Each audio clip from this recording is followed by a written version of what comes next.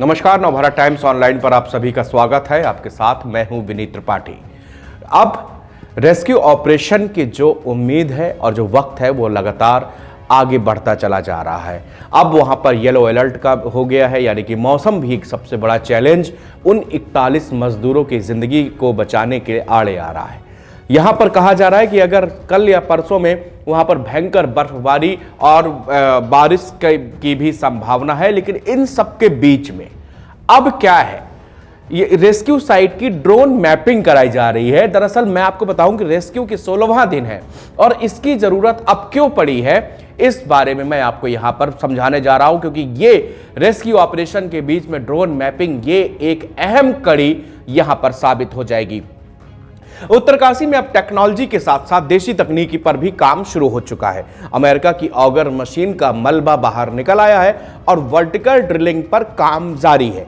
लगभग 35 मीटर तक ड्रिलिंग हो चुकी है, ऐसी जानकारी सामने आई है। अभी भी लगभग 50 मीटर खुदाई का काम करना बाकी है। मौसम सबसे बड़ा चैलेंज बना हुआ है। उत्तरकाशी में येलो अलर्ट है, बर्फबारी और बारिश की चेतावनी है।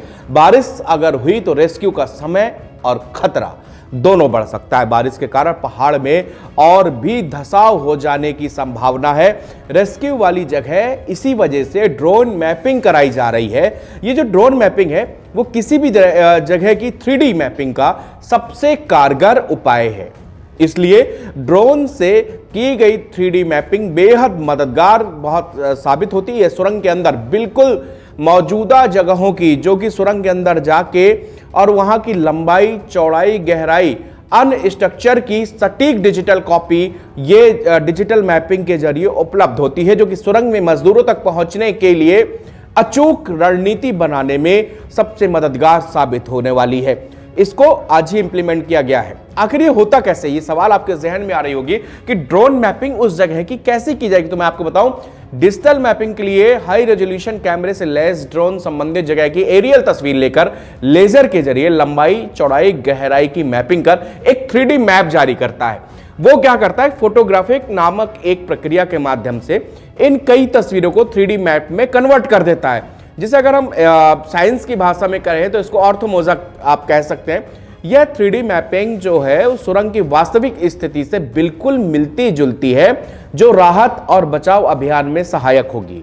इसके अलावा बचाव अभियान में जटिलता के समय दुनिया के किसी भी विशेषज्ञ तक भेजकर सलाह लेने में भी ये मददगार साबित हो सकती है। अब मैं आपको गैर टेक्निकल ढंग से बताता हूं कि होता क्या है। दरअसल एक मैप बनेगा, अभी सुरंग के अंदर किस तरह के हालात हैं, कहां से धंसाव हो रहा है, कहां पे वो जाल का स्ट्रक्चर फंसा हुआ है, जहां पर बार बार ड्रिलिंग मशीनें फेल हो रही हैं, और चूंकि मौसम के बदलने के कारण अंदर किस तरह की दिक्कतें पैदा हो रही, इन सबका एक ड्रोन मैप बनाया जाएगा। इसके जरिए जो वो मैपिंग होगी तो उसका एक डिजिटल तरीके से हमारे पास में जो साइंटिस्ट हैं या वो रेस्क्यू टीम है उसके पास एक मैप आएगा। उस मैप से ये मदद मिलेगी कि वो सटीक जानकारी, अंदर की लंबाई, चौड़ाई, ऊंचाई, गहराई, सब कुछ उनको पता लग जाएगा। कहीं पे अगर उनको लगेगा कि यहां पर दिक्कत ज्यादा है, रेस्क्यू टीम यहां पर फंस सकती है, तो ऐसे में उस मैप को विदेशों में जो एक्सपर्ट बैठे हैं उन तक भेजा जाएगा, उनसे भी मदद वहां पर मंगाई जा सकती है।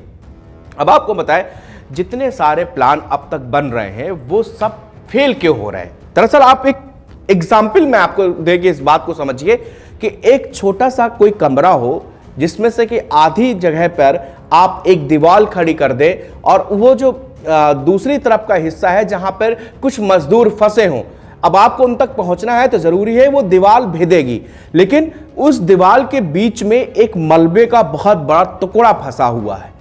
आपको नहीं पता कि उस मलबे में क्या क्या मटेरियल है। वहां पर जिस तरह सुरंग बनती है तो कुछ वहां पर लोहे के भारी भारी इक्विपमेंट्स भी हो सकते हैं, वहां पर पूरी कंक्रीट की और लोहे की एक जाल है जो बेहद मजबूत जाल होता है, जिस तरह आप सुरंगों में, पुलों में आप देखते होंगे। अमूमन आपने भी कई जगह देखे होंगे कि जो जब कंस्ट्रक्शन चलता है तो किस तरह का वो जाल, फ्लाईओवर और पुल बनाने में वो जाल बनता है, वो जाल भी पूरा नीचे आ गया है। अब जब ये हैवी मशीनें जाके अंदर ड्रिल करती हैं, उनकी ब्लेड्स वहां जाके फंस के टूट जा रही। यही ऑगर मशीन के साथ हुआ, जिसका मलबा भी वहां पर फंस गया था।